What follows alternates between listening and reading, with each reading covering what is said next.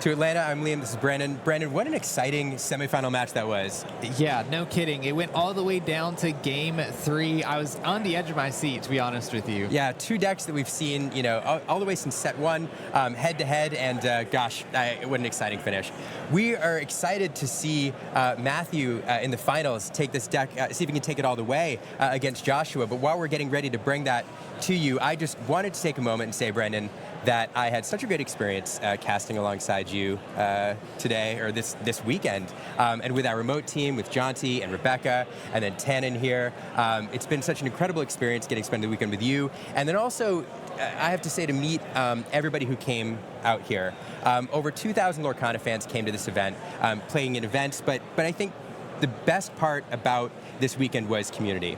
I have been following this game for a year and a half. I know you have as well, Brandon, ever since it was announced, and I've had to explain Lorcana to a lot of people. And when they ask me what the game's about, there's a lot of words that come to mind. One is Disney, one is magical, fun, collectible. But the word that I use the most is community. Because those of us who follow this game, that love this game, we've made new friends, connected through this game, and it's been amazing to watch those moments happen here. People meeting each other for the first time who maybe only know each other through online interactions, sitting across from the table to play a game with somebody as strangers at first and then leaving the table as friends. It sounds cheesy, but that's what's been happening all weekend, and it's just been an incredible experience for me. No, I totally agree. Like, I've told people even before I showed up here, one of my favorite parts about going to events like this in general is meeting the people that I interact with online every day but don't see. We all share this same love for this Disney card game, and there's something extremely special about being in the same room as all of these other people that you've interacted with and you don't get to see all the time. You get to finally see them and hug them and laugh and talk to each other, and like you said, play Lorcana games. Even if you're playing at the competitive level, you're grinding all day, you're doing your best, and you get to meet up at the very end and have dinner and have such an amazing time. And the amount of people that I saw today and yesterday that were just had a smile on their face, like just having a great time, laughing and joking around. The vibes are immaculate here. Like, I cannot express how much fun this has been for everybody to be in the same place at the same time. And it's not just about the love of the game that you get to play and the experience of playing the game, but it's about the love for these properties, for these characters, for Disney. The thing about Disney is I think everybody has a memory that they associate with their childhood. There's nostalgia involved with these characters. So when you play a game with characters that you love, it's touching something, from your past. And it connects you with who you were, brings it to the present, and you get to connect with other people over that. And I love it so much. Yeah, absolutely. I mean, one of the reasons that I got into this game was because of exactly what you just said. I connected with the IP. I connected with the characters. There were movies and shows that I grew up on. And to be able to connect with other people who also connect in the same way is just, there's something extremely special about that. Gosh. So, yeah. Anyway, this has been a fantastic weekend for us, fantastic weekend for me, and we want to tell you how we can get you to the next Lorcana Challenge. Yeah. So next there is Chicago, but unfortunately Chicago is already sold out. There are quite a few people who are interested in going to Chicago. Liam, I know I'm going to be at Chicago. I'm excited to see everybody there. But if you want to be a part of this special occasion, the next opportunity is going to be in Fort Worth on July 20th and 21st. Liam, I know you and myself also plan to be there, and the tickets are almost sold out for that event. I don't think there's very many left, and I promise you, Twitch chat, you want to come to this event. I know it's difficult to communicate this over the internet when you're not actually here, but I hope you guys take our words and believe what we're trying to explain to you here. You can meet us. You can meet us. And if you don't want to compete, you can get an attendee ticket and compete in some of the side events for prize tickets, etc. And if they're sold out, there's also a wait list, and so you can get on that wait list for any of these events as they sold out. And I know a lot of people who have made it into these events off the wait list, so it's definitely something worth doing. Yeah, there's tons of stuff that you can do here between the side events and the actual competition. We've shown people the prize wall before, and it's, there's lots of goodies there. I'm sure that there will be a lot of really good stuff in Chicago and in Fort Worth as well. So yeah, so that's a challenge. And so, but if you are going, I know you're wondering how well you'll do in these challenges. I know you're wondering what kind of decks will top, and we want to show you shortly here. We're going to get into the final match. We're going to see who wins this tournament. So let's talk about this matchup. Yeah, I mean, I have to start with Joshua. He absolutely blew my socks off when I found the... Both of us shocked us, right? Yeah, when we saw the Amber Amethyst deck. I genuinely have not seen that deck built, like that engine built throughout the entire set 3. We've talked in the community and also on the stream about just how diverse this Into the Inklands meta is. It's one of the best card game metas that I've ever played in any card game. It felt like you could literally bring anything into the building today and have success with it. And like, I didn't realize just how true that statement was with Joshua bringing in his Amber, Amethyst, Mufasa, Perdita, Chernobog list. Like, what's going on with that deck? It's crazy. You know, it does show a great approach to tournaments where, you know, if you've got a deck that's a little bit off, that you love, that you've played with, and that you think is good, bring it, try it. Because on the one hand, if you've played with it and you love it, you know you'll play it well. But the other hand is people don't know, people don't expect it. You know, when we were casting that first game, you see Amethyst and you see Amber and you think hyper aggro. Yeah, that's exactly what I thought. Right, and as soon as you saw the color combos, we're like, here it goes. This, you know, Josh is going to try to close out this game in like 4 turns, and that's not what we saw. No. It was very different. Fairy godmothers, and yeah, it was a lot of fun. Yeah, something that I really appreciated about this list is it really just goes to show that anybody can, like, you can bring any list into this. Amethyst Amber was not a deck that I think was on anybody's radar for this competition, at least outside of hyper aggro. And Joshua went into the chamber and tested a bunch and decided to bring this concoction that he put together, and it's paying off for him. So like, anybody at home, if you like to brew decks, if you like to test cards that people don't normally play, you can have success at one of these challenges. I mean, Joshua's all the way here in the finals. He just might be the winner of this North American challenge here in Atlanta. With this off-meta deck, I'm willing to bet if this season extended another month without Ursula's return, that this deck would be everywhere. Inspired by this tournament. So a ton of fun. Now, he did go up against Ruby Amethyst in the semifinals. He ended up taking that match in 2 games, and he's going to see that deck again here in the finals. So let's talk a little bit about Matthew's deck and what his game plan might be going into this. Yeah, something else that I think is really interesting is in the same way that Joshua went in and brought something completely unique to the venue, you have what I would call the staple deck of Lorcana. If anybody has heard anything about Disney Lorcana, you know about the Ruby Amethyst deck. Since set 1, it has dominated all of the formats, and so it's no surprise that it is here in the finals. And to be honest, it's a relatively standard looking list. There's a couple different things in the list that we've seen that I'm interested to get into in a minute, but it's awesome, in my opinion, that you can both bring something that you've built yourself, that you've worked super hard on, or you can build something that has seen a lot of success in the format, fine-tune it, and bring that as well, and still see success with that. Yeah, and there's ways to make it your own, and you know, we are going to talk about how Matthew did that here in a second, but there is something to be said for taking a deck in season 1, perhaps, of the first chapter, knowing it very, very well, piloting that deck through successive seasons, making tweaks and bringing it along, and just being a true expert on those colors. And I think that's probably what Matthew's done here. Yeah, so we talked about how Joshua had to play against Ruby Amethyst in the previous round and make it through that. We saw just how strong the deck seems to be going into Ruby Amethyst. So what do you think Matthew is going to need to do to combat what Joshua is doing with his deck and the engine that he's provided there? Yeah, this deck, Joshua's deck, just gets so much value out of its cards in the mid-game. I think the key to this matchup for Matthew is to really push the lore total early. You know, we've talked before about how Ruby Amethyst is kind of known as a control deck, but it is able to take some really aggressive lines to either go wide early with some one-drop characters, or perhaps drop a Minnie Mouse Surfer, which is a 2-lore character on turn 3, an evasive character that's difficult to remove. So I think what Matthew's going to want to do is push that lore total high as fast as possible to get within striking distance of goats later in the game, because eventually Joshua is able to go wide with this and just get gosh, gets so much value out of everything that it becomes very difficult to close him down. Yeah, I mean, it feels like Joshua has the answers to everything with his deck, so I totally agree.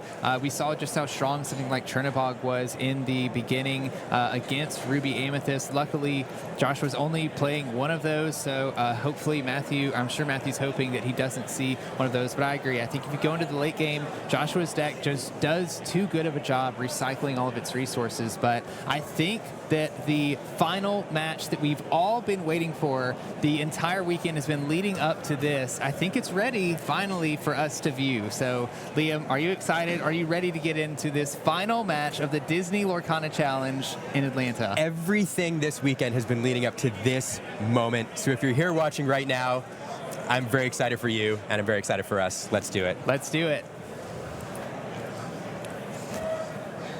All right, we already talked about a lot of what each player needs to see in the opening. Joshua, I imagine, is going to go first. He is the higher seeded player at the 19th seed. Matthew is at the 24th seed, and I imagine Joshua wants to go first in this game. So Joshua is running quite a few one-drop characters. He's playing a couple Pascals, a couple Chernobog's followers, even Cinderella. So I expect to see one of those in the beginning. Oh, it looks like Matthew's actually deciding to go first on this one. And talking about, being aggressive and going right early and deck adaptations, Pascal is a fun little card that's run in a lot of decks right now, but I don't think you see it terribly often in Ruby Amethyst. So it's fun to see here as a one-drop, and Joshua responding with his own Pascal. Cards are great if they have evasive, unless your opponent has one as well. Yeah, it's very funny when we see these Pascals sort of staring at each other, because until somebody decides to exert one, like Matthew's doing, then, so like you said, they both have evasive, but when everything has evasive, nothing has evasive. And Matthew actually responds by saying, look, your Pascal can sit there and threaten my Pascal, but my Pascal has a Madam M snake chasing it, and he's trying to get out of here. So he's going to quest and bounce right back to Matthew's hand out of harm's way from Joshua's Pascal. So here we go, taking a look at Piglet. Piglet is a fun little aggressive card. It only has one lore, but when you have two characters on board, it gets an additional 2 lore, can get quest for 3. In this instance, though, going to the Inkwell and a Kuzco coming on board. Kuzco is a 1/2 with 1 lore. When it's banished, however, its owner gets to draw a card. Now, I want to highlight something. We do see Joshua's hand, and we've talked about the engine that he has built in this deck with Perdita, being able to bring back some really strong cards like Piglet and like Kuzco. We see that the Perdita is in hand, and we also see another Piglet is in hand. That might be why he was able to ink the first Piglet to begin with. And we also see Kuzco on board. Kuzco does a great job of replacing itself. So as soon as Kuzco goes into the discard, Joshua will get to draw a card once Kuzco's banished. But Perdita can bring Kuzco right back from the discard pile back into play, allowing Kuzco to pair with things like Merlin Crab to trade up, or even just push his lore lead by questing, knowing that if Matthew wastes a turn challenging Kuzco, Matthew's not questing, and the Kuzco's going to go straight to the discard, and Joshua might have the Perdita to just bring him right back again. Yeah, I do think in this matchup, Joshua is probably happy to take this game long. And wants to take this game into a point where he takes over the board with some of his Mufasas and some of his cards where he gets a lot of value out of it. So at this point, having a Kuzco go to the discard pile that he can recur to get some card draw off of in the early game is, I think, what he wants to do more than getting that more aggressive Piglet on the board and trying to quest early.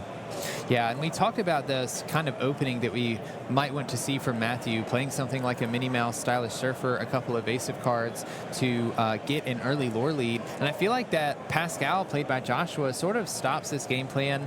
Maybe Matthew didn't have the Minnie Mouse, Stylish Surfer in hand anyway, but I don't think Matthew is starting as fast as he would like to against a deck like this for the reasons you just said. I think Joshua is looking to go into the late game if he can, because he has those recursion abilities through Perdita. He has cards like Mufasa that he can play that can continue to quest or challenge or really do anything, and then use his ability when banished or when leaving to take a character from the top of the deck and put it onto the board. So here we go. Getting that crab down on turn 3 allows Matthew to sing friends from the other side, get a few more cards, and here we see him taking the line I think that we expected if it was available to him, and that's going wide with characters that can push the lore lead, getting a Pascal on board again. And one thing to mention about Joshua is he doesn't have a lot of removal other than challenging. There's nothing that does damage to his opponent's characters or even really bounces his opponent's characters. It's really challenging or nothing, and so if Matthew can build up a wide board, it's going to be a little bit more difficult for Joshua, and he's going to have to be the player responding to Matthew's aggression. Yeah, that's a great point, Liam. And something that I find interesting in this deck is an Amethyst card that we see quite frequently that helps Amethyst with this problem of having to challenge characters because they have so little removal is Pinocchio. And there aren't any Pinocchios in Joshua's deck list. Now, the Fairy Godmother that we do see on board has a similar ability when a Cinderella card is played, but Joshua is only playing 4 Cinderella Ballroom Sensations, so you have to sort of combo that together if you want to force Matthew to exert one of his cards that are readied. So if I agree with you, if Matthew can go really wide here and make it difficult for Joshua to respond because he doesn't have options to deal with a wide board, he may be able to just overwhelm Joshua's engine that he's working with and squeak his way into 20 lore. Yeah, absolutely. Fairy Godmother here removing the crab. I think this is an interesting play. It does 2 things for Joshua. One, it does get the crab off the board to avoid any more bounce shenanigans, allowing him to give Challenger 3 to one of his cards. But it also removes a 3-cost Singer from the board.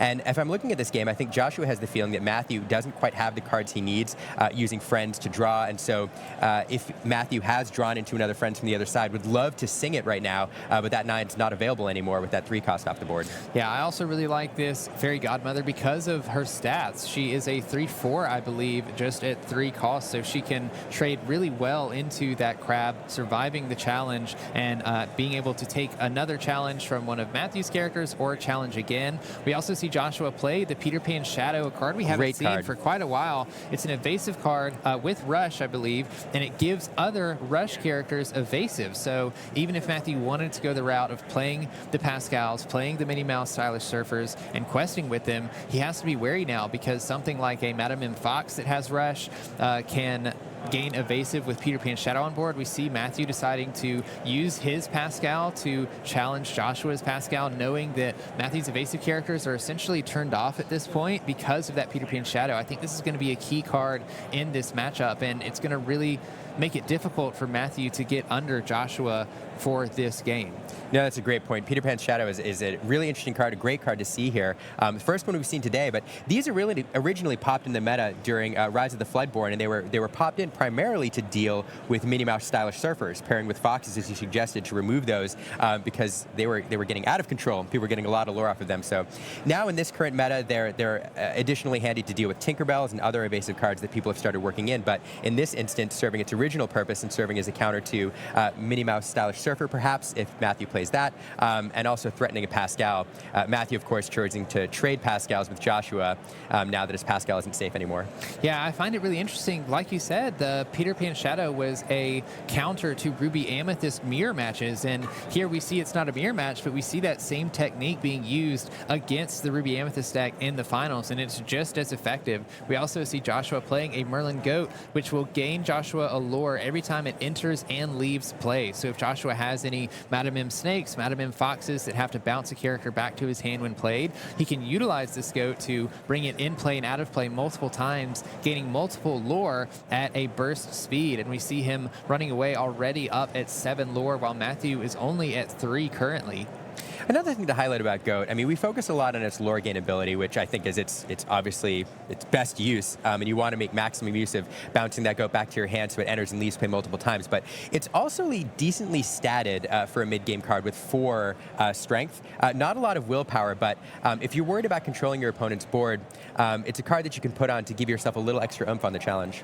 Yeah, it's putting Matthew in a really difficult spot right here, because if Matthew decides to exert the snake or the rabbit, whether that's a challenge or to quest, the Goat, if Joshua wants to, can challenge into either of them, and in fact could challenge into the rabbit, survive the challenge, and then be bounced back to hand, taking that damage off. So it puts Matthew in a really tough decision here. He wants to get rid of the Cusco because the Cusco is continuing to gain 1 lore every single turn, and he does decide to challenge the Cusco with the snake, knowing that if the Merlin Goat does challenge into the snake, at least it will be banished as well. The Cusco, when banished, will draw a card for Joshua, so he adds another card to hand. And I really like this play from Matthew, playing a Lady Tremaine. When Lady Tremaine is played, your opponent has to choose a card to banish. So Joshua goes for the Merlin Goat here, meaning that takes away any lines of play that Joshua was going to use, like bouncing the Goat or challenging the snake back. And it also leaves a 2 lore character on board. So in a game where you're trying to race your opponent to 20, like Lorcana, anytime you can get an effect out of a card and then you have a card with 2 or more lore, it feels really good. Matthew now able to use Lady Tremaine to get some more lore, catch up to Matthew's 8 here, and just a really great play. And as we mentioned, if Matthew is able to start going wide a bit here, dropping 3, 4, or 5 characters on the board, Joshua does not have any way to mass remove characters other than challenging. No, and Matthew's doing a great job at that, because even the characters that he's exerting, Joshua can challenge the Merlin Rabbit if he wants with Peter Pan Shadow, but Peter Pan Shadow only has 2 strength, so the only thing that it can banish is a Madam Mim Snake, but the Madam Mim Snake would banish the Peter Pan Shadow in response to the challenge. But we do see the Perdita come out for Joshua, bringing that Cusco back into play. Just like we talked about earlier in the game, Cusco is going to be troublesome because you can think of Cusco as a little lore gainer. Like, he can exert every turn for really no detriment to you, and if the opponent challenges Cusco and banishes him, you can draw a card, but so long as Perdita's on board, all you have to do next turn is exert the Perdita or quest with the Perdita and then bring the Cusco right back, and the problem just never seems to go away. I think Matthew is going to have to find an answer to this Perdita or else it's going to get out of control. Yeah, we're now seeing the payoff for putting that Cusco in play early on turn 2, getting it into his discard pile so we can bring it back and get another card off of it. And Matthew does exactly what we just said, playing the Madame Medusa, seeing the threat that Perdita will cause, using Madame Medusa's ability to banish Perdita in play. Madame Medusa can banish a card that has 3 strength or less when played. And so we go back to Matthew just building that wide board, spreading his characters out, questing with him every turn that he can, and he is slowly catching up to Joshua and slowing Joshua down at the same time. Yeah, Joshua questing that Peter Pan's Shadow again, picking up another 2 lore. It's a bit of a race now. Joshua, I'm sure, hoping to get another character with 2 or more lore on the board. Perhaps a Mufasa, I know, is a card that he would love to draw into at this point. And here we have a Pascal going wide here, and a Piglet, and a Cinderella, so really going wide. Now at this point, it's worth noting we are beyond turn 6, so Matthew able to ink a card, and then we all know what happens on turn 7 in Ruby decks. Yeah, I think Matthew is really looking to be prepared here if he can to completely banish all characters in play. Matthew could quest with all of his characters, gaining a total of 5 lore, bringing him up just past Joshua at 13, and then play the Be Prepared and pass the turn, removing all of these characters for Joshua. I don't think Joshua has any cards in his hand, so he would draw a card off of the Cusco, and then he would draw a card for turn, and then that's all that he would have to work with. And we do see all of the characters being quested here. It's an indicator. Liam, do you think it's coming? I think that's what we in the business call an indicator, and here it is. Here it is, the Be Prepared. Absolutely, and you know, when you're playing Ruby decks, oftentimes I like to think of turn 6 and beyond as the second phase of the game, because that's when the Lady Tremaines, the Madame Medusas, the Be Prepared, the Scars, all of that comes online, and now you really have to plan around those threats. Where in the early game, you can be a little bit more aggressive and go wide. Yeah, and now Joshua is really just playing off whatever he draws off of the top of his deck. We see him play a Rapunzel and a Cusco, and I don't think this is the scariest thing that Joshua can be playing right now. I think Matthew has an ability to answer it with things like a Madame Medusa we see being played, banishing the Rapunzel, also playing a Rafiki that he can use to challenge the Cusco when played. Joshua draws another Cusco to play, and they're going to gain a couple lore. They're also going to give Joshua another card when Matthew decides to challenge with him, if he decides to challenge with them, or instead maybe decides to race. He's building quite a big board. Oh, that Minnie Mouse Style of Surfer, such a good play here with 2 lore on the board. I think that puts player 2, I think that puts game on the board right now, forcing Joshua to respond to Matthew's board state. Otherwise, Matthew takes the game next turn. Yeah, Joshua has to challenge and banish one of Matthew's characters if he wants to keep Matthew from winning next turn. And even then, if you only take out 1 lore, we've said it multiple times across this 2 days, all Matthew needs is a Merlin Goat. He could get to 19 lore, play Merlin Goat, and then that would be game.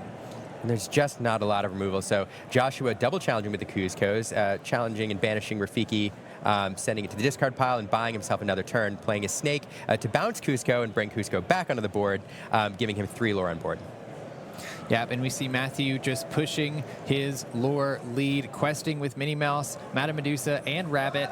Currently, Joshua does not have an evasive character on board, which means he's going to have a really difficult time dealing with this Minnie Mouse, also playing a snake that's going to stay readied, so it's going to be especially difficult for Joshua to answer that because Amber Steel doesn't have great answers for readied characters. No, it does not. So it's a bit of a bind. Passing it back to Josh, we'll see if he can draw anything that can answer this board state, and it's going to be a challenge. Yeah, it looks like Matthew has taken game 1 of this final series. He came out swinging. He came out aggressive, just like we said he probably needed to in order to stop Joshua from building that engine that he's built in his Amber Amethyst deck. Yeah, absolutely. I mean, it was aggressive. It wasn't quite as aggressive as I was expecting, but he did he spent some time gaining control of the board and really owned the mid game where I was expecting Joshua to really control that part of the game. So well played. Yeah, I think he did a great job of going wide, like we said, making it difficult for Joshua to either keep up with the lore that he was gaining or keep up with the characters that he was going to have to continue to challenge to bring down that wide board. We talked about how Amber Amethyst struggles against those wider boards as well. And, I mean, Matthew did a great job at doing that. Yeah, and a lot of times these decks, at least in the Red Mufasa version, are built around Mufasa. And so Joshua not getting one that game, I wonder if he'll get one in game 2. I don't know. We'll have to see. Moving right into game 2. I'm excited. Let's get into this. I should have said, let's get down to business, man. I completely missed that one. Oh, my goodness. How did we not use that line all weekend? I have no idea. Oh, my goodness. It's okay. We're here in the finals. That's true. All right. Chernobog's minions immediately ink the inkwell to play another Chernobog's minions. Pretty strong start from Joshua. It's nice to see that one cost. Nice to open up with a character on the play, especially a character that can both gain you a lore and draw you a card if you want to. Absolutely. It's a great little versatile card, and it's even better when you know that in the later game you can get it back again. So it's a great card that Joshua wants to get on the board. And so this is an opening that we saw in the semifinals also. Chernobog's minions serving multiple functions for Joshua here. One, it can draw him a card if he'd like and get him a lore. It going to his discard pile and being able to bring it back later. But two, it kind of serves as a Rafiki counter where Matthew now can't use his Rafiki to gain lore in perpetuity. Joshua able to challenge that Rafiki and remove it for free. Yeah, and it looks like that's exactly what Joshua does. He quests with it, and then Rafiki should be able to challenge and banish the Chernobog's followers. So we'll see if he does that and what he follows up with, because if Matthew's holding on to something like a Madame Snake, he may not be able to take that line. He might actually have to leave the Chernobog's followers there, quest with the Rafiki, and then play the Madame Snake just to get a 2-drop on board, because you can't play Madame Snake unless you can bounce a character back to your hand. Absolutely. Again, we see a Kuzco on turn 2, and both of these cards, you know, as we highlighted last game, Kuzco and Chernobog's followers are cards that you like to see on the board multiple times if you can, and Perdita allows Joshua to do that. So in the early game here, one of the things Joshua is figuring out is what do I want to put into my discard pile to feed my Perdita later when she comes into play. And so that's part of this early game plan, and Joshua getting 2 cards I think that he's very happy to bring back here.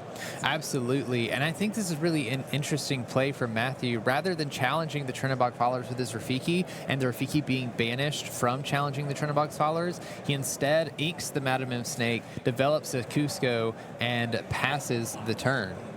Yeah, he's definitely playing a more control line, probably leaving that Rafiki ready to challenge a stronger character if that becomes available. But here it allows Joshua to quest again with the Chernobog's followers, and Joshua is now going to banish it to draw a card, activating that ability. And getting an additional card. Yeah, and Joshua deciding not to exert the Kuzco or quest with the Kuzco, knowing that the Rafiki is still there and can challenge the Kuzco. Rafiki wouldn't be banished in the challenge because Kuzco only has 1 strength while Rafiki has 2 willpower. So Joshua can't quite push his lore lead yet with that Rafiki staring down Joshua's board. But now this Fairy Godmother being on the board is interesting. You know, this is the small Fairy Godmother, 3/4, decently statted with 1 lore, but it's a shift target for the Floodborn Grandmother, which has an awesome ability giving your characters a challenger, and then if they're banished into a challenge, they go back to your hand. Yeah, it's especially great because she is a shift character, which means, and she only shifts her 2 at that, so you can shift the Fairy Godmother, and her ability activates on quest. So you would be able to quest with Fairy Godmother the turn that Fairy Godmother is shifted onto the little one, like Liam just said, giving everything Challenger +3, and then bouncing back to hand when banished in a challenge. We've seen so many cards that Joshua has played that benefit from being in play and being banished in play. So being able to bring them back into your hand to just replay them immediately can create a lot of value in that scenario. For cards like Kuzco sitting on board, which can get a little bit stronger challenge into Matthew's characters, get a card and then return to your hand. Absolutely. We see Matthew thinking through his turn 3 play really hard. This match is untimed. It is the finals, so we want to give these players enough time to think through the correct plays, the best play lines that they have. We see him questing with the Kuzco and then using a Madam M or playing a Madam M Fox to bounce the Kuzco back to hand so that Joshua cannot challenge the exerted Kuzco.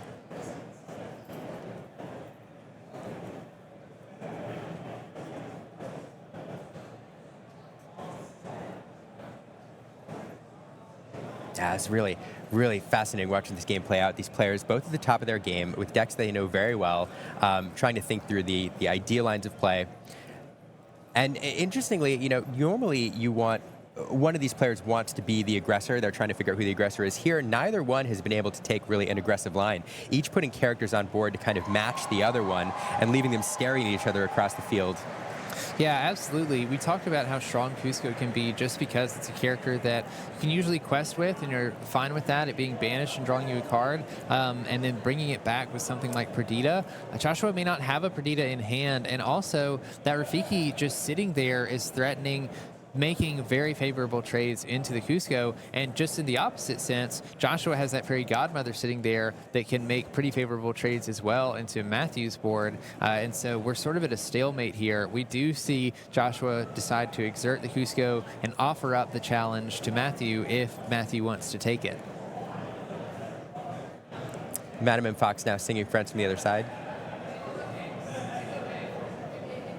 Friends on the Other Side is such a great card in Amethyst. We've seen it since set 1, and it simply says draw 2 cards. It's probably no strings attached. Yeah, no strings attached. You just get to draw 2 cards. Probably one of the stronger Amethyst cards printed because, I mean, having more cards than your opponent is pretty good. More cards is better. It's nice to have friends. It is amazing to have friends, and Amethyst has plenty of them.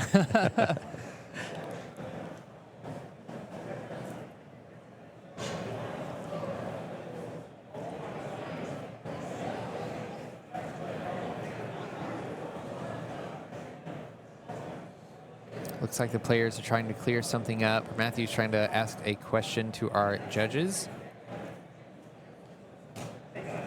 And again, which is fantastic. I have to kudos to our judges who are sitting here making sure everything's going right. When you play games at this level and these stakes are on the line, it's nice to be confident that everything is happening in the game according to the rules, and that you're comfortable that it was a fair game. So having the judges there to ask questions, these really professional judges who know the rules inside and out, to ask these questions of is really nice. Yeah, absolutely. It's always nice to have them handy to clear up rules that you don't know, because although we all love this game, there's some very intricate interactions that can happen, and not all of us know all of those intricate interactions, and the judges have decided to learn those things for us so that they can help us play this game to our best ability.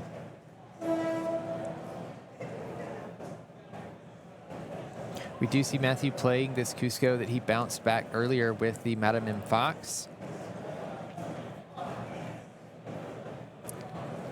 Looks like he considered challenging with the Rafiki there, thinking about whether to remove that Kuzco or not, and now thinking second thoughts.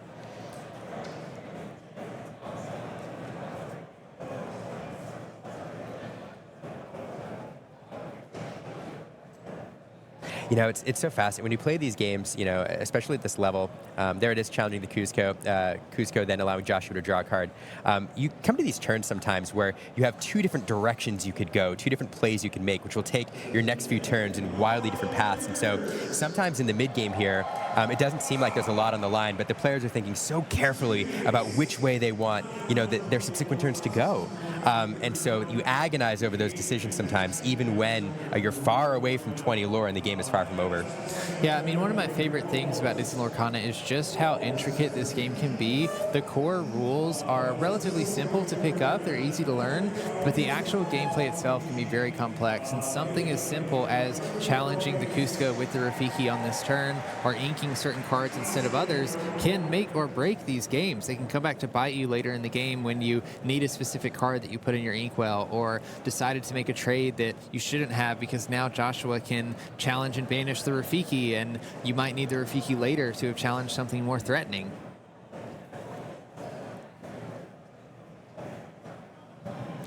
Here we have Joshua questing, scooping up a lure with that rabbit. We see a very familiar play, questing with the rabbit, bouncing the rabbit back to hand with Madam M. Fox, doing the nice Merlin Mim chase that we see in the movies.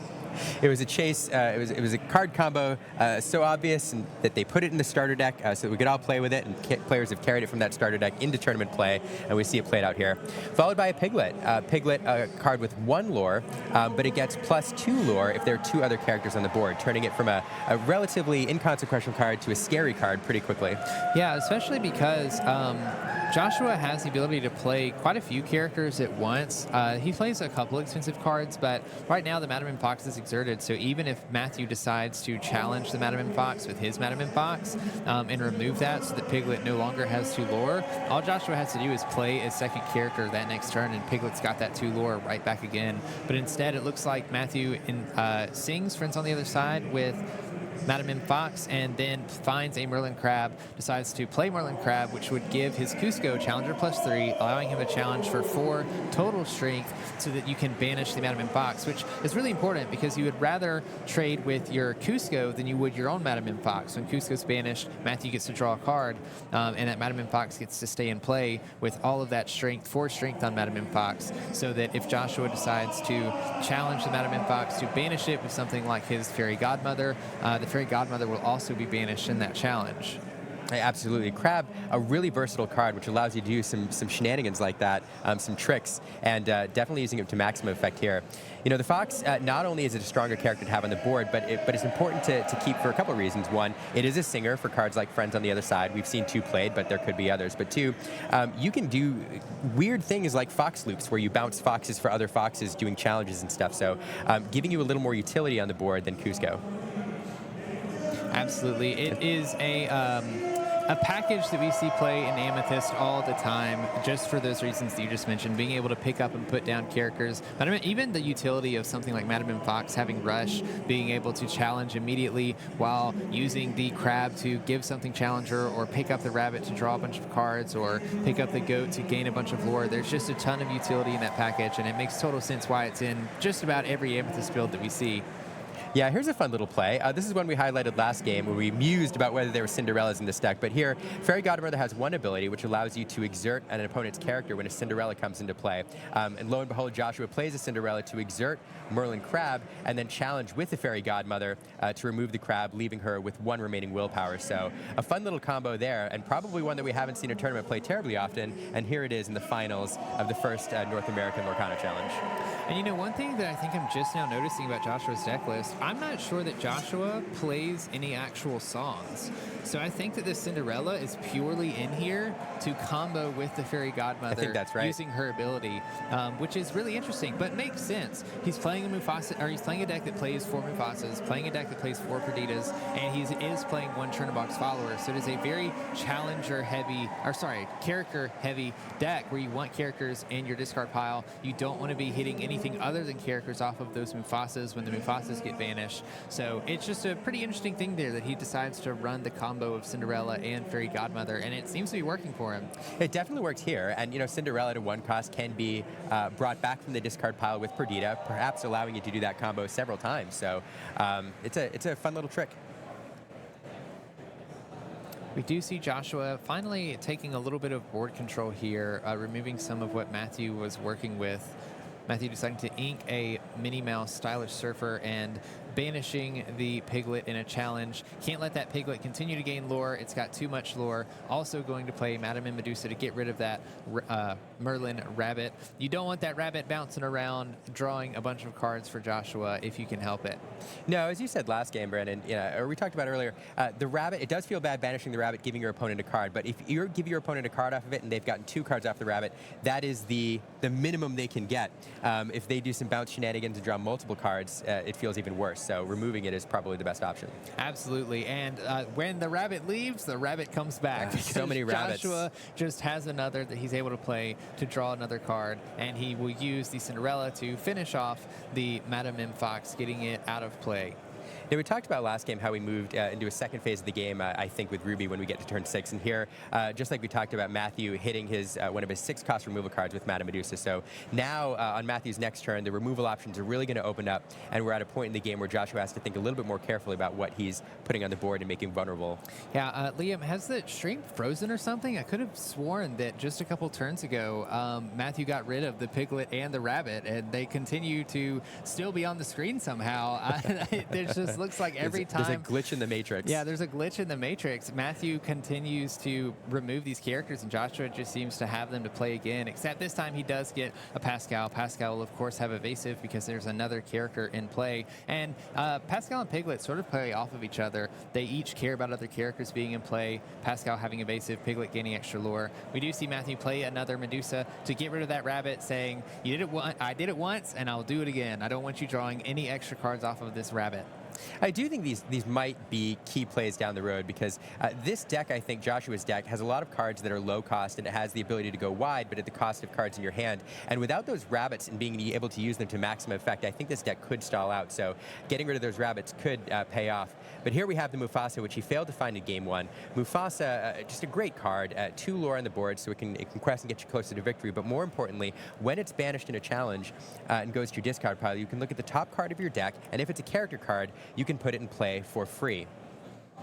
Yeah, it is a really strong card, especially in a deck that is so character heavy and plays quite a few characters that you'd like to see in play. Playing those, we've talked about the Cuscos, the Piglets gaining a bunch of lore, even something like a Rapunzel. If a Rapunzel gets pulled off of the top and you have a damaged character, you can immediately heal something and draw a bunch of cards. So also, another fun interaction here is the Madame Mim thing as well. If you pull a Madame Mim Snake or Madame Mim Fox off of the top of your deck, then you can bounce one of your maybe exerted characters that are vulnerable that Matthew decided not to challenge if he decides to get rid of the Mufasa first. So Mufasa, I think, is a really great card in this deck for those reasons. One thing I have to correct, I did think I misspoke and said that Mufasa has to be banished in a challenge for that to work. It's not. It's banished, period. Oh yeah, banished at all. Yeah, which is one of the reasons it's so popular, because when you're playing a deck, for example, with Be Prepared, and your opponent clears the board, that leaves you immediately with a character on the board, allowing you to build your board state faster than your opponent. Yeah, that's why I love the Mufasa plays in board states like this. Joshua is putting a lot of pressure on Matthew right now with both the Piglet, the Pascal, and then decides to play Mufasa because he's building a wide board, knowing that Matthew has enough ink to play a Be Prepared, and it's Matthew is incentivized to play a Be Prepared right now to get rid of all of these characters, but he also knows that that will come at the cost of banishing the Mufasa and potentially drawing something off the top to immediately be put into play. So luckily for Matthew, the Piglet and the Pascal are exerted. Of course, he can't challenge the Pascal because the Pascal has evasive, but he can banish that Piglet that has 3 lore and has been pushing Joshua closer and closer to 20. I mean, Joshua's already halfway to his win condition. Joshua here taking a look at the cards in his discard pile, spreading them out, showing both Matthew and himself what's in there. This is important for a variety of reasons. One is the Perdita we talked about, which can pull cards back. But the other, as we mentioned earlier and you saw in previous rounds, there's 1 copy of Chernabog in this deck, which cares about characters in your discard pile because it makes it a lot cheaper to play. Yeah, and I'll be honest, Chernabog would be quite a difficult card for Matthew to take care of. Ruby has a lot of ways to outright banish characters, but in Matthew's deck list, there's only about 6 cards that can actually outright banish, or not even banish, or just get rid of the Chernobog. He's running 3 Be Prepareds, which of course he can use to do that, but we've already talked about how the Mufasa on board makes that a pretty difficult play or tricky play if we do see a Chernobog come out. He's also playing a couple Yzma, Scary Beyond All Reason. Scary Beyond All Reason, thank you, Liam. That you can choose a character and shuffle that character back into the player's deck, and then that player draws 2 cards. That would be another way to get rid of the Chernobog. Or Matthew's also playing a single copy of Lady Tremaine, which your opponent has to choose a character to banish when Lady Tremaine is played. So you would have to have just Chernobog on Joshua's board in order to even do that. So not a ton of options for Matthew if that is in the cards. I'm not sure if Joshua has that in his hand or not, or if we're anywhere close to that, but something to keep in mind. Yeah, absolutely. Joshua here questing for 3 with 2 characters. 1 that he doesn't mind losing terribly much in the Mufasa, and 2 the Pascal, which should be fairly safe from a challenge. Yeah, the fun thing about Mufasa is it's just sort of teasing or tempting Matthew to say, you need to banish me, but I know you don't want to banish me. I'm going to continue to gain 2 lore every turn that you allow me to until you banish me, and then when you do, I'm going to benefit off of it. Now, this is a very aggressive play, and it's a little bit risky because what it's opened up for Matthew is the ability to challenge the Mufasa, get the card off the top deck, and then play a Be Prepared, leaving Mufasa not there on the board to get a character back when the board is wiped. So here is exactly what Matthew's doing. He's banishing Mufasa, bringing back a Perdita, which immediately gives him the effect of pulling a character of 2 costs or less back from the discard pile to play. Joshua choosing Cusco, a card that will get him a card when it's banished. So now Matthew has the ability to play the Be Prepared without triggering the Mufasa. Joshua, of course, knew this and chose to pursue the lore, getting him to 15, knowing that this was an option and deciding at this moment to strike, and I think really push his lore total. Yeah, this is one of those situations where he's telling Matthew, you either have it or you don't. If you don't have it, I take this game and we go on to game 3. If you do have it, then I think that's why he chose the Cusco in his discard rather than something like the Piglet, because if Matthew decides to play Be Prepared, both the Rabbit and the Cusco would be banished, and both of those would draw a card off of the Be Prepared, giving Joshua some more cards in hand. And we do see that Be Prepared being played after Matthew played a Madame M Snake, and I missed what he picked up. What did he pick up there? He picked up a Madame Medusa. Okay, there we go. Yeah, Which definitely makes sense. Just keeping another answer for whatever Joshua has to play after this. So here we are, clean slates, over to Joshua to rebuild the board. Yeah, having refilled his hand just a little bit, like we mentioned earlier with the Cusco and the Rabbit. We'll see what he drew into. We see another Mufasa coming in alongside a Cusco and a Cinderella. Man, Joshua just refills his board so quickly. So quickly, playing the Mufasa. And of course, Joshua knows that the Madame Medusa's over there and able to banish something, but playing the Mufasa saying, you can remove it and try your luck. Yep, try it again. We'll see what we pull off the top. Joshua checking Matthew's discard right now, probably seeing how many removal options Matthew might still have, because this is sort of a game of attrition.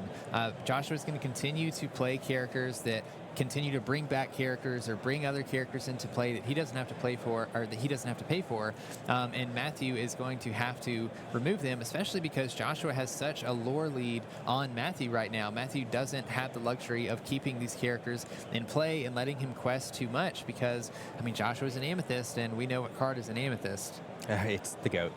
It is the GOAT. It's the GOAT. And that's the thing, when you look at these Amethyst decks that run GOATs, especially GOAT bounces, 20 lore is the win condition, but 18 is really kind of the danger area. 17 even, 17, 18, 19. So Joshua's looking to push his lore there, and at that point, if we can just draw the game out, he'll eventually draw into a GOAT, which he can use to win the game. Yeah, absolutely. It's something that Matthew has to keep in mind. And we see him trying to slow down Joshua a little bit by playing the Rabbit, also playing the Madame Medusa to banish some of Joshua's characters. And we see Joshua, and it just makes sense. He's pushing his lore. He's so close to 20. He wants to get as close as he can, keeping the aggression on Matthew, trying to finish out this game.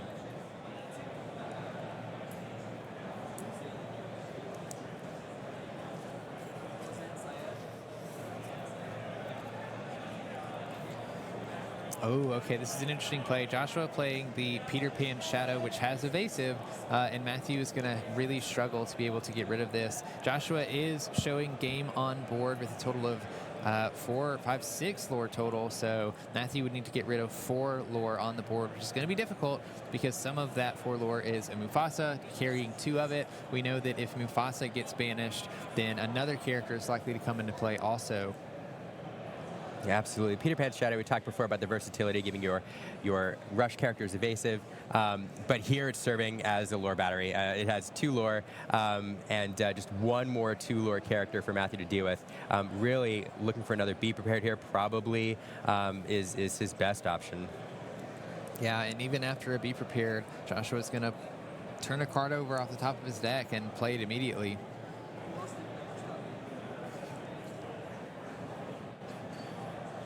Matthew thinking really hard about his lines, what his outs are, seeing how he needs to play this turn to save this game.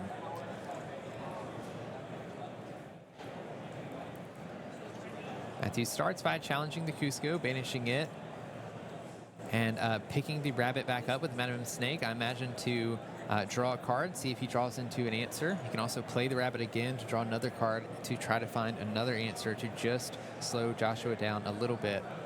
Unfortunately, you play rabbit 1 more time, you draw another card. Even if you ink this turn, you have 5. Most of your removal options are at 6. So really, at this point, forced to use whatever he has in his hand, banishing Pan's Shadow there, but still leaving 3 lore on the board, which is enough to close out the game. Here goes Madame Medusa into Fox, removing that 1 lore. Now you have Mufasa standing alone with 2 lore, not able to close out the game on his own, but still getting you that much closer. Yeah, Matthew had to get rid of that Peter Pan Shadow first because Madame M. Fox has Rush, and Peter Pan Shadow gives your Rush characters evasive. So it was nice for Matthew to have that Madame Medusa to get rid of the Peter Pan Shadow, remove the evasive from Madame M. Fox, so then he could challenge it with his other Madame Medusa that he had played previously, and remove that from board, leaving just the Mufasa, which can only quest for 2. But like we've said, if Joshua finds something like a Merlin Goat, that's all that it's going to take to end this game. We see Matthew playing a Maleficent Sorcerer, which lets him draw a card when he is played, and that is all of his ink, I believe. So he's deciding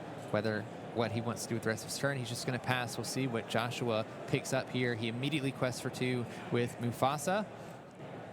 It doesn't seem like he has a goat in hand. Otherwise, I imagine we would have seen it already.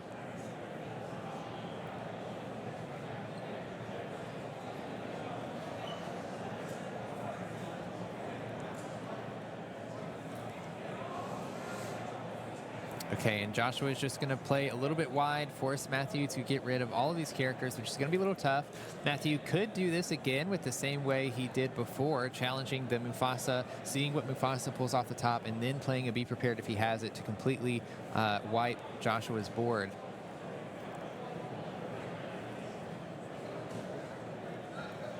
We see him challenge the Mufasa with the Madame Medusa, pull off a Fairy Godmother off of the top. Nice card to pull off the top deck. Exerted.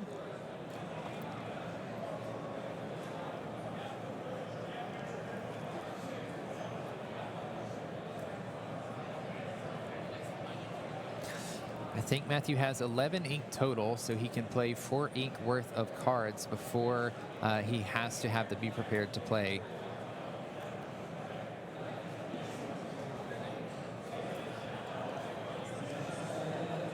And there is the Be Prepared. He had it. He had the Be Prepared. We'll see if he has anything else in his hand. He still has a couple ink, I believe, that he could at least develop something, get it on board before Joshua is able to play other things as well. And we see he decides to play Merlin Rabbit, draw a card, and just dig a little bit deeper into his deck, hopefully keeping or finding some answers for whatever Joshua is about to play next. You know, this game is close. It's still not unwinnable for Matthew, believe it or not. You know, you always play to your outs. Matthew here doing exactly that, putting things on the board, drawing another card. There's a lot of removal options, you know, that Ruby has available, and so he has an answer for single characters that are dropped on the board, and several of the Be Prepareds. Of course, you know, we keep talking about the goat and how important the goat is to this deck, but for all we know, all 4 goats could be stacked onto the bottom of this deck just due to bad luck. Always play to your outs, and this game is still in play. It's definitely happened before, and we see where Joshua's deck shines here, being to feel like constantly play wide. All he had to do here was play a Perdita. He immediately can bring a Cusco back into play, and now Matthew doesn't just have to take care of 1 character, he has to take care of 2. And Matthew is eventually going to run out of Be Prepared. He's already played quite a few Madame Medusas, and since these characters are ready, it's going to be, or Perdita and Cusco specifically are ready. It makes it that much harder for Matthew to interact with him and banish them before Joshua goes to the next turn, because all Joshua needs is a single readied character that has lore and can quest in order to win this game on the next turn. So we see another Madame Medusa come down to banish the Perdita, leaving the Cusco. Matthew still has to get rid of this. And the only 2-cost card, exactly the right amount of ink to exert that character, making it challengeable, and Rabbit coming across there and taking care of Cusco, giving Joshua a card, though, however, in the process. Yeah, I mean, I have to give props to Matthew here. He is playing this match perfectly. He's finding his outs, he's finding the lines, he's creating a lot of pressure. He has a ton of cards on board. Joshua's deck struggles a lot to play against a wide board, and if Matthew can delay this game by just a few turns, Matthew might be able to actually swing this in his favor. Currently showing 5 lore on the board. Pass it back to Joshua. But as you suggested earlier, you only have so many answers. So every time Joshua is able to drop 2 characters on board, it's just really difficult. A lot of the answers available to Matthew right now, other than Be Prepared, are spot removal. Will banish a single card. And so you have to, pending multiple of those a turn, is a little tricky. Yeah. You can always pick up his Madame Medusa and play it if he has a bounce character, again, using the resources, recycling them, which is something that Amethyst does really well. But it looks like Matthew does not have the answer, and Joshua is going to take game 2. Guys, we have a game 3 finals match. And I have no idea which way this is going to go. What's fascinating to me, coming in here is that out of these first 2 games, in the first one, it really felt like Matthew was in control most of the game, and carried it away pretty easily. And then in the second game, Joshua really felt in control the entire game. And so going into game 3, I have no idea which way this is going to go. Yeah, I think Joshua did such a great job that last game at using his cards to the most efficiency. So he was able to continue to play a wide board and just force Matthew to play this game where he was constantly answering his stuff. And as soon as Matthew answered Joshua's board, Joshua was ready to respond and play something else like a Perdita to bring back other cards. And so Matthew just eventually started running out of resources to play to get back into this game. And I feel like you said, game 3 could go either way. We've seen a game in which Joshua won. We've seen a game against Matthew won. Both of them now have a really great understanding, or should have a pretty good understanding, of what each deck is trying to do, and they're going to have to play to their outs, just like we saw Matthew doing in this game too. Yeah, and now having each played each other once, they're all thinking about their game plans. They're each trying to figure out which way they want to attack this game, figure out which way to go best. I think this is just such. This is probably my favorite way that this could have ended, because you have a deck, as we said from the start, that is kind of came out of nowhere. Yeah. That was built and making it all the way to the finals against the original, I think, deck, the original popular deck that was everywhere in Chapter 1. It's continued to persist as one of the best decks, even though it's teched just slightly differently. One of the things that I absolutely love, though, about Joshua's deck is it's teched perfectly in that each one of the cards in this deck you can get maximum value out of. It does multiple things, and you can use everything multiple times. So each card, if I had to count the number of effects that Joshua got off of a single Cusco or a single, even Cinderella, bringing to play, exerting a character, and coming back, gosh, I'd run out of hands. Yeah, I mean, when we look at Joshua's deck list, it really seems like he has an answer for everything. Any sort of board state that he has, if he has a bunch of characters in his discard, he has the Perditas that he can bring them back. If he has not a lot of characters in his discard, he can play his Mufasas, or if he's trying to build a wide board against Ruby Amethyst and wants to get away from something like a Be Prepared, he can play those Mufasas instead. We didn't see the Chernobog that game, but the Chernobog could be a huge threat that could come into play playing against Matthew as well. But I have to go back and talk a little bit about what you were saying just a second ago. I don't think I could have asked for a better final match. Like, we are playing in a set that has been known to be the most diverse set in Disney Lorcana so far. So the fact that there is the raid boss, for lack of a better word, of Ruby Amethyst, the one that came out the gate running in set 1 as the most dominant deck, versus a deck that nobody saw coming out of anywhere, is just the perfect way to end this. If Joshua ends up winning this finals, then it is a testament to Into the Inklands and how diverse the set was. I mean, regardless if he wins or not, there were plenty of things in the top cut that were very versatile, but it would just be a nice cherry on top to show just how fun and interesting the Into the Inklands set has been to play in. Yeah. As we're going to talk real quick about what we think the keys to the victory are here for each of these decks in Game 3. As we're doing that, if you're in the Twitch chat, we want to know which deck do you think is going to come out on top, and which deck do you want to see win? I'm pretty excited. I bet you if we were to poll Twitch chat right now, we'd get a 50-50 response, and I can't make up my mind either. I can't either. Like, it could really go either way, and it might genuinely come down to just which person draws the best cards. It may not even be in their control. They're two very good players. They've had to go through almost 2,000 other players to get here, so they certainly know what they're doing. They are world-class players, to be honest with you, and so it's not a matter of skill. I think it's going to be a matter of what they can do with the hands that they're dealt.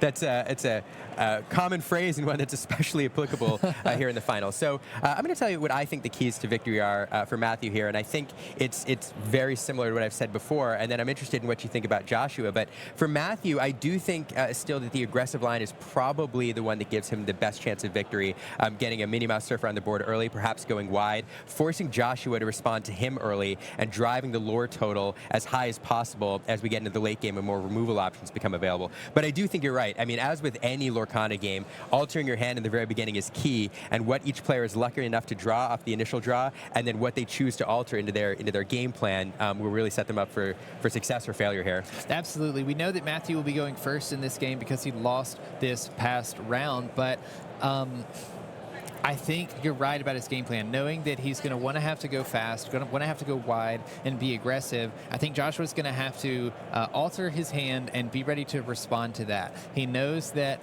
Matthew is playing the Minnie Mouse Surfers. He's playing a couple evasive characters, so we saw how strong the Peter Pan Shadow was, the Pascal was, utilizing those Merlin Crabs to buff those up, utilizing the Peter Pan Shadow so that you can threaten those characters with Madame M. Fox and deny Matthew from gaining a bunch of extra lore off of those evasive cards and some of those aggressive cards, and then start getting that engine rolling. Use the Perditas to bring back your Cuscos, use the engine to bring back your Piglets when you can gain a lore advantage, and when you do finally get the advantage, you can start playing your Mufasas on the wide board so that when Matthew has to start responding to Joshua, you can start making the most out of that. You just said one key card that I want to highlight before we get to the match here, and that is Mufasa. Joshua didn't find it in Game 1. He did find it in Game 2. I think that's a critical card to play in the mid-game here because you're playing it on turn 5 right when your opponent is moving to the phase of the game with Ruby that they have their removal options available, especially be prepared. So whether or not he finds a Mufasa in the mid-game here around turn 5 and 6, I think will be key to victory. Absolutely. I think it's about time we move into this final game. I want some hype in the chat. We've been waiting all weekend for this moment here. We couldn't get a final any better than this. We're going to Game 3. Liam, are you ready? I'm ready. Let's do it. Let's do it. Let's get down to business. Let's get down to business. To win the Disney Lorcana Challenge. That doesn't roll off the tongue. It doesn't. We'll have to perfect that for next time. Yeah, we'll have to practice, I guess.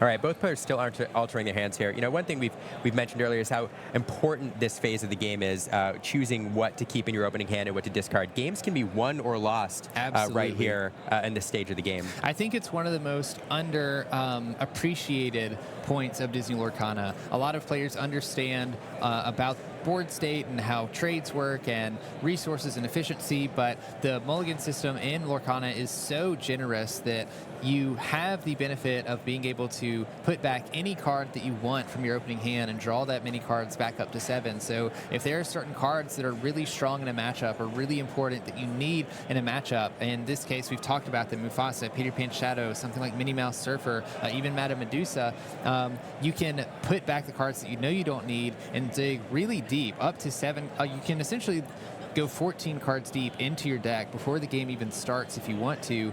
And like you said, I think games can be made or broken purely on how aggressive or not aggressive you decide to mulligan. And here we go, Matthew, on the play here, going first, opening up with a Rafiki. Probably not his ideal opening. I think he probably would be looking for something like a Pascal, being on the play, wanting to get a bit of an aggressive start. But at least the Rafiki sitting there will be able to hopefully keep Joshua from questing with any of his characters. We do see the Rafiki being quested with here. It's partially because Cinderella cannot challenge and banish Rafiki. Cinderella only has 1 strength, and Rafiki has 2 willpower. No, that's right. I actually think Cinderella is not the ideal opening for Joshua here. I think Joshua would much prefer to have one of his Chernobog followers, giving him the versatility to draw a card off of it or to challenge that Rafiki. Cinderella in here, as a one-cost character that can come back, there's nothing to sing.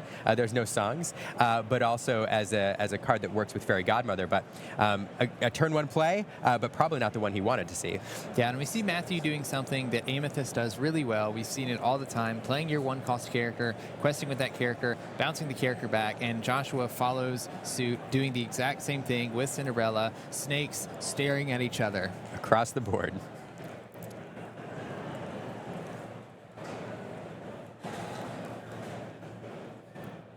So here, Matthew questing for 1, saying, all right, Joshua, you need to respond to me. I'm going to be the aggressor. If you want to banish my snake, you can, but I'm not going to let you get free lore and quest. So Matthew here definitely showing that he's going to take the more aggressive line if it's available to him. Yeah, especially when you're on the play and you are the first person that can play something like a Madame M snake. Yours is going to dry before your opponent's. It's very advantageous for you to quest like this because now Joshua has a decision to make. He can decide, okay, do I continue to put pressure as well and try to match Matthew in this lore race by questing with my Madame M snake and developing characters further, or do I make this trade with his Madame M snake to keep him from gaining any more lore? And we see him making that trade, playing the Fairy Godmother, which I kind of like here because Fairy Godmother has great stats for a card. It is an inkable 3-cost 3/4, which will trade favorably into this Madame M snake that's only a 3/3. So the Fairy Godmother will survive with 1 willpower left. Absolutely. The math here very much in Joshua's favor.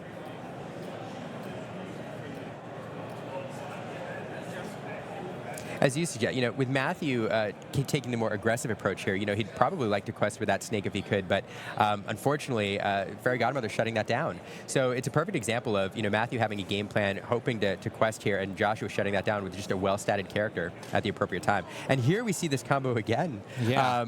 With Cinderella coming down, activating the ability on Fairy Godmother, which says, when a Cinderella is played, you may exert an opponent's character. So exerting the rabbit here, making it vulnerable to a challenge. I think this is a really huge play. Dare I say, maybe game winning. And I know that sounds really dramatic, but being able to exert this rabbit and deny Matthew the value that comes from having a rabbit and being able to bounce the rabbit back and forth, drawing a bunch of cards. We saw in the last game how much Matthew had to dig and draw cards to find answers to Joshua's board state. And so the fact that Matthew only was able to play the rabbit, get the 1 draw off of it, not even be able to quest with it, and Joshua able to deny all of that value that I'm sure Matthew was looking to get from the rabbit, and then on top of that, being able to play the Madame M Fox, bounce the Cinderella back so that you can do that again. And a challenge with the Madame M Fox that still survives the challenge against Rabbit. I mean, I feel like that was a huge tempo shift for Joshua here. Absolutely. Having that Cinderella back in the hand, now Matthew has to think about that. Anything that he plays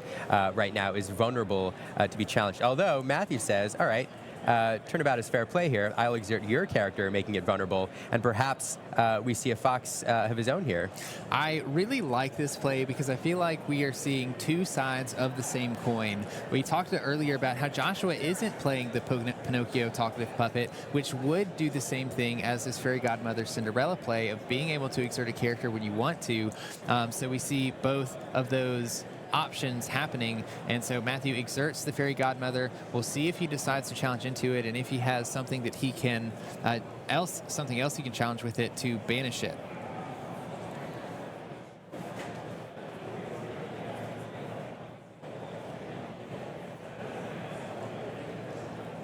And it does look like he had a Madame M Fox that he could play to challenge and get rid of this Fairy Godmother, knowing that Joshua was holding on to that Cinderella and knowing that that was going to be a real problem for Matthew. Like you mentioned earlier, Liam, not being able to really play anything of value because you knew it was going to be able to be exerted by that Cinderella and Fairy Godmother combo.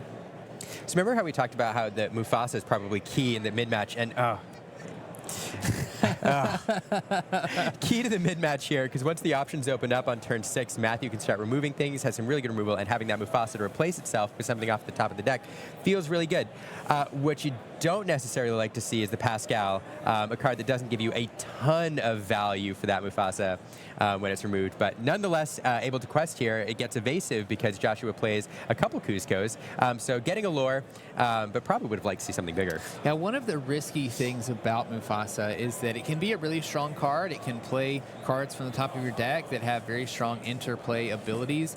Sometimes it misses like this and plays a Pascal, and the most risky part about it is every one of those cards interplay exerted. And so Pascal, of course, only has evasive when there are other characters on board. There, of course, were not any other characters on board, but luckily for Joshua, Matthew also didn't have any other characters on board or any rush characters that he could play to challenge the Pascal before Joshua was able to respond with 2 Cuscos, ensuring that Pascal stays safe with evasive and being able to use it to his full ability. But now, of course, we're reaching turn 7. So Joshua now, thinking about what to play, but knowing that Be Prepared is an option. So Joshua, of course, would love to go wide at some point and push his lore total, get closer to victory, but has to think about doing that in a controlled manner, knowing that the Be Prepared is coming.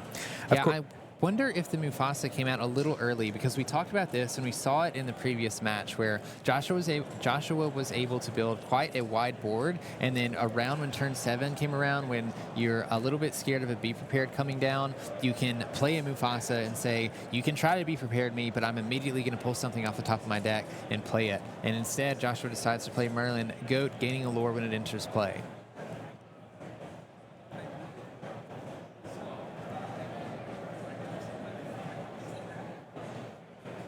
Maleficent coming into play, allowing Matthew to draw a card.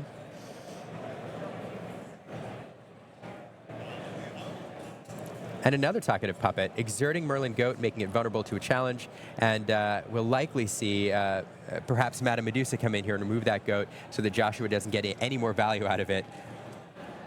Yeah, and this is where Merlin Goat's stats come into play, like you had mentioned earlier. The fact that Merlin Goat has 4 strength and banishes the Madame Medusa when it is challenged, although you're happy to see the Merlin Goat be banished and get off of Joshua's board so that Joshua doesn't get any more value out of it, it feels really bad for Matthew to have to trade his Madame Medusa. He won't be able to bounce the Madame Medusa back to hand, and that's at least one that is down that he's not going to have an answer for later in the game. Here we have Perdita, another card allowing Joshua to maximize the value of the cards in his deck. Pulling back a Snake, not a move we've seen before. A Snake doesn't give you any effect when it enters or leaves play, but it's a very well-statted character. And so a 3/3 now on the board for free with the Perdita play. Yeah, there's an interesting thing that happens when Perdita manages to bring Madame M Snake back, in that normally when Madame M Snake is played, you have to bounce a character back to your hand, or else the Snake just becomes banished again. So you can do this really fun thing with Perdita where you pull the Madame M Snake back from the discard pile and play it, and that gives you an opportunity to take a card off of the board of yours for free back to your hand that's exerted, and we saw him do that with the Pascal. And save it from the Be Prepared. And save it from the Be Prepared, exactly. We do see the Be Prepared come down from Matthew, clearing the board, resetting the game, and this is honestly still a really tight race. Matthew is only at 6 lore and Joshua is at 10, but I mean, comparatively, that's not super far off, and we do see Joshua come back and respond with the Perdita plus Cusco combo, one that we are getting familiar with the more we watch Joshua play this deck. Absolutely. What I love about what Joshua did there, Joshua knows the Be Prepared is an option, and he's trying to put enough lore on the board that Matthew has to play it so that Joshua can then get into the post-Be Prepared phase and start to rebuild his board. So he could have and there's another Be Prepared. He could have, in that first scenario, used Perdita to pull back a Cusco or something else that got him some value, but instead he did pull back the Snake, bouncing a Pascal, just putting a little bit more lore on the board with Perdita, and basically forcing that Be Prepared. Yeah, and the fact that Matthew's already down 2 Be Prepareds means that Joshua can play around a little bit riskier if he wants to. Joshua's doing a very, very great job of, like you mentioned earlier, putting just enough lore on board that Matthew has to play this Be Prepared. He's not overextending. He's playing just enough to put enough pressure so that Matthew thinks about playing a Be Prepared, but isn't getting a ton of value off of the Be Prepared. So, for instance, Matthew Be Prepared's right now, Joshua's going to draw 2 cards off of the Rabbit and the Cusco, and he's only taking 2 lore off of the board. But if he doesn't do anything or doesn't get rid of any of these cards, Joshua's gaining 3 lore a turn, and after 2 or 3 turns, that's going to get him dangerously close to 20 lore and taking this match entirely. Yeah, this deck is really shining right now, and you can see what it's trying to do. With this amount of ink on the board, every time the rabbit or the Cuzco is removed, with a Be Prepared or anything else, giving Joshua 2 cards. He can probably play those 2 cards with enough resource. He has enough resources to do it. So every single turn, he's playing 2 or more characters, it feels like, forcing Matthew to respond with significant removal and not single character removal. And Matthew doing a great job as well, using this talkative puppet, the Pinocchio talkative puppet as best as he can, playing it and then bouncing it immediately with the the Madame Mim Fox so that he can challenge. And now he has that talkative puppet back in hand to do it again if he needs to answer a threat. This is not the first time we've seen Rapunzel play for the lore alone. Rapunzel has a great ability allowing you to heal a character when it comes into play and drawing cards for each damage counter removed. But here being used purely as a lore generator, I believe, getting out on the board and threatening 2 lore next turn. Yeah, I mean, like I said earlier, Joshua is just doing a phenomenal job at putting just enough lore on board for it to matter, but not enough that Matthew feels great about his options. We do see a Meta Medusa being played by Matthew, which will banish a character with 3 strength or less, and he chooses the Rapunzel because the Rapunzel has 2 lore on it, the most lore out of any of the characters, just trying to slow Joshua down as much as possible, but Joshua just continues to chug along, going up to 13 lore currently. Yep, and see, this is why that Rapunzel play was so big. Playing that character with 2 lore, forcing the Madame Medusa to respond to that, leaves the rabbit in play, where I'm sure Matthew would have much rather removed that if left to his own devices, because Joshua now getting extra value out of that rabbit, bouncing into his hand, drawing a card, playing it again to draw a card, and giving him even more characters at his disposal to flood the board. Yeah, and now it's getting really dangerous. Being able to bounce and replay the rabbit, like you mentioned, drawing cards, getting a piglet on board that will have +2 lore because there are 2 other characters on board. Right now, we're looking at a total of 6 lore in play on Joshua's side of the board. And we see Matthew using that talkative puppet again to exert the piglet that I'm sure he's planning to challenge. Oh, okay, so we see the Yzma being played on Matthew's own talkative First time. Pinocchio talkative puppet. He knows that the talkative puppet has done a lot of work this game. It doesn't need to be banished. This is a play that allows Matthew to draw 2 more cards, maybe bringing him closer to answers that he needs, while making sure that Pinocchio doesn't go into his discard, so that hopefully he can draw into it again when he needs it to continue to slow Joshua down with the characters that he's playing. Yeah, Yzma is a very versatile card. We've seen it work into a variety of lists here once Into the Inklands came out. It serves as card draw for you. It also serves as removal. So in a pinch, you can remove something of your opponent's, perhaps a Chernabog, send it back into your opponent's deck, but allowing them to draw 2 cards. But I think it's most often used for card draw, because not only does it give you 2 cards, but it also now has 2 lore, and it's a card you can use to drive your lore total a little bit.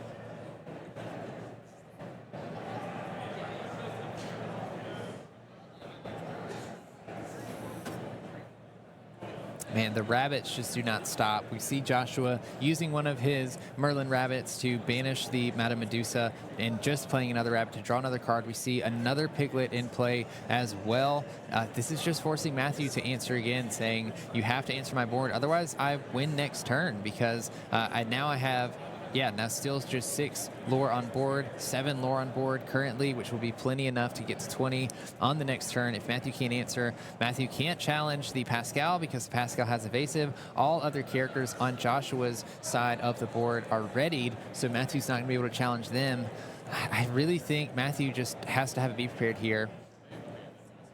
Joshua deciding to quest with Madame M. Fox, knowing that if Matthew does challenge the Madame M. Fox with the Yzma, it will also banish the Yzma, meaning that the Yzma won't be able to banish or challenge or banish any of the other characters either. No, this is a difficult situation. As we mentioned, most of the removal in Ruby is spot removal, allowing you to remove a single target or single character. So another Be Prepared. Again, we always talk about how important it is, but again, another Be Prepared would be nice. We'll see if Matthew's able to find it. He is. He does have the Be Prepared to save him and keep this game going. Liam, this is such a tight game for the championship. I'm on the edge of my seat. Matthew finding the answers he needs when he needs them. Even though Joshua is really close, I feel like this game still isn't over for Matthew.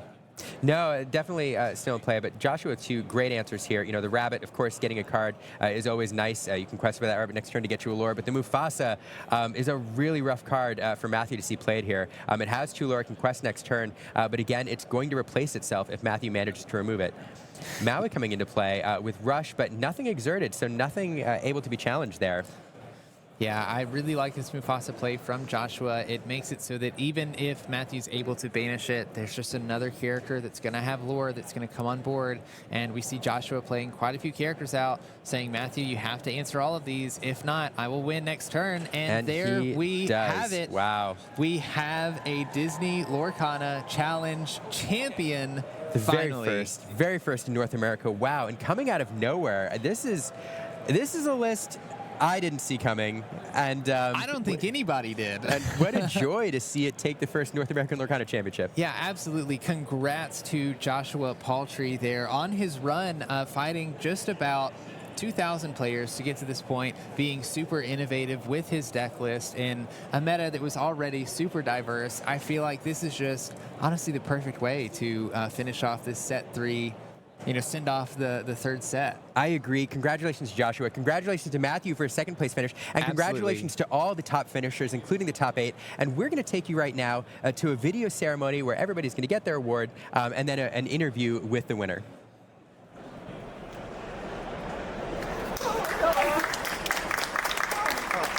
Hey everybody, one last time from the floor. I'm joined with our champion here, Josh Paul. Hey, congratulations. Thank you. Grueling weekend, tons of rounds. You're our champion.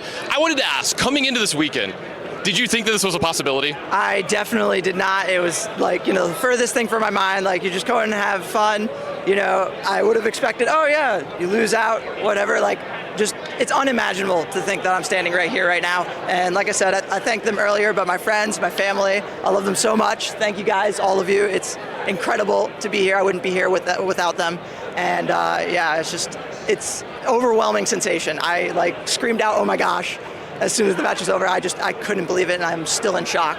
I don't know, you know, how I'll process the rest of the day, but it's going to be a great one. So a lot of emotions to go through, I'm sure, as well. Let's talk a little bit about the actual tournament itself. You know, you had a cool deck choice. You know, we haven't seen a lot of Mufasa in some of these spots and like that. It just seemed amazing every time that we saw it. What led you to your deck choice, and do you regret anything about your deck? Do you think it's kind of perfect for what it was?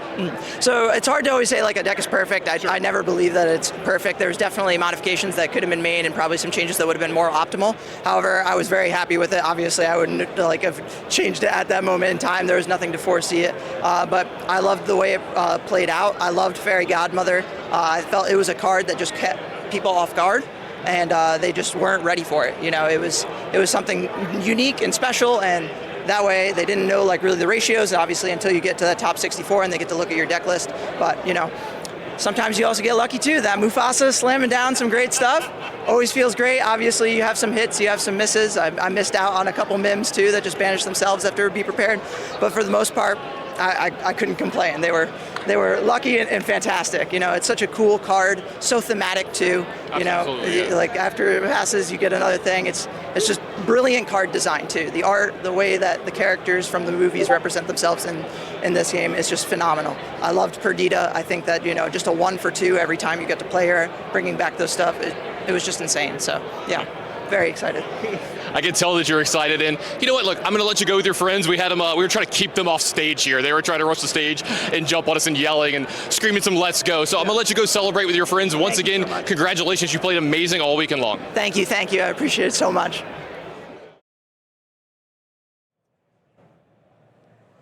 We'll see you in Chicago.